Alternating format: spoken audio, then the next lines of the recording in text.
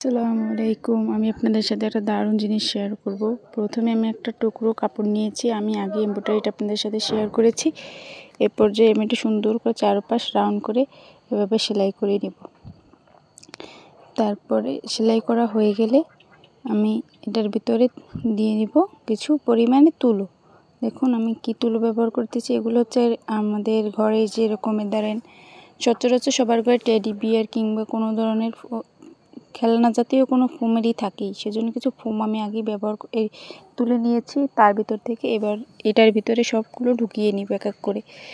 ঢুকানো হয়ে গেলে এটা রাউন্ড করে সুন্দর একটা গোলের আকৃতি করে নিব। টেনে শুধু টান দিলে সুন্দরটা গোল হয়ে যাবে।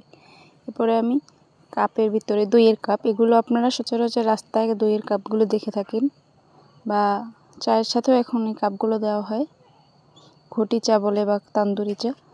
চারোপাশে আমি ঘটির মুখে গুলো লাগিয়ে নিব। গুলির স্টিকটা আমি মোমে পুড়িয়ে চারোপাশ থেকে সুন্দর করে লাগিয়ে নিয়েছি। এ পর্যায়ে এটাকে সুন্দর করে আমি এটার সাথে চেপে আটকিয়ে দিব।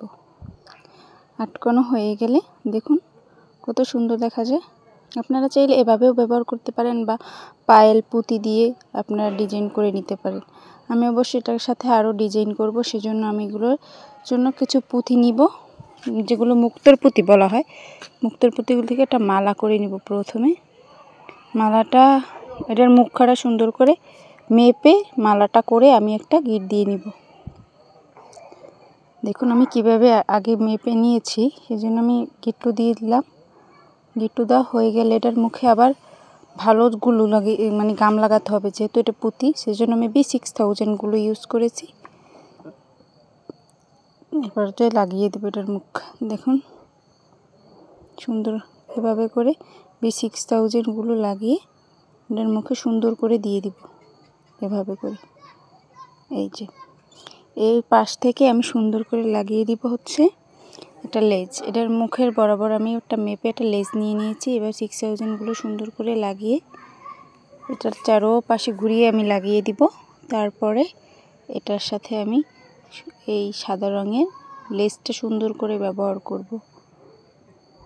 এই লেসটা দিলে এটা সৌন্দর্যটা আরও বেড়ে গেছে।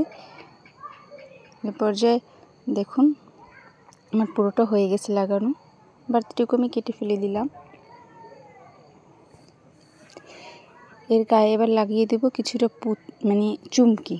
আমি ফোঁটা ফোঁটা করে সারা B6000 গুলো লাগিয়ে প্রথমে অফ ক্যামেরাতে কিছুটা করে আপনাদের সাথে একটা শেয়ার করি। আমি এভাবে করে 3 রকমের চুমকি লাগিয়ে দিলাম।